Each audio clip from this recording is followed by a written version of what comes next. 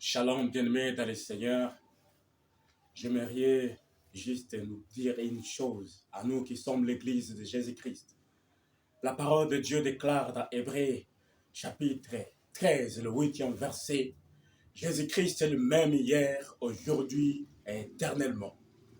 Jésus-Christ est le même hier, aujourd'hui et éternellement. Ça veut dire que le Jésus qui a opéré le miracle hier, le signe hier, le prodige hier, peut le faire aujourd'hui et cela éternellement. Pour dire que le temps de miracle n'est pas passé. Parce que nous n'avons pas cru à un jour, nous avons cru à un Dieu qui est le même hier, aujourd'hui et éternellement. Et ce qu'il a fait hier, il peut le faire aujourd'hui. Mais il y a une chose que nous devons avoir, bien-aimés. Il faut que nous croyions au miracle afin que Dieu fasse ces choses avec nous. Si nous voulons manifester la puissance miraculeuse de Dieu, il faut que nous croyions au miracle afin que Dieu les fasse avec nous. Parce qu'il fait toujours les choses avec nous selon notre foi.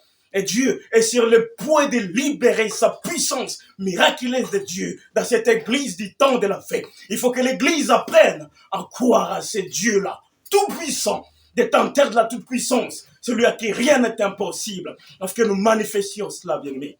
Un réveil arrive, bien-aimés, et il est temps que nous soyons prêts. Il est temps que nous croyions à ce Dieu, parce que la puissance miraculeuse de Dieu, que Dieu a déversé, que Dieu va déverser sur son église, sera extraordinaire, bien-aimés.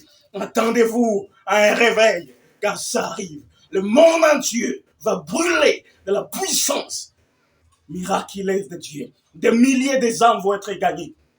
L'évangile de la croix va revenir à l'église.